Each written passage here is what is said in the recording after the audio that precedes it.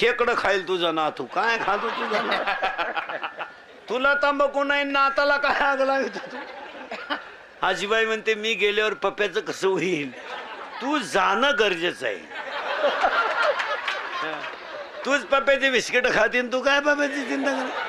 चिंता करायची नाही महाराज आयुष्यात, आणि करायचीच असली तर कशाची करा माहिती का? बालपण गेले नेणता, तरुणपणी विषयी व्यथा, आणि म्हातारपणी पर्वतली चिंता.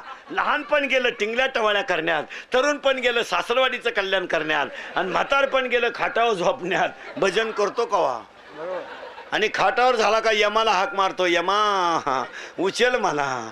यम म्हणला बेवड्या थांब, तुला आमुष्याशिवाय नेता येत नाही.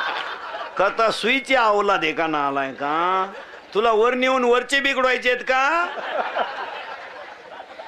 तुला इथं सुईचं राय ठेवलं हे नशीब.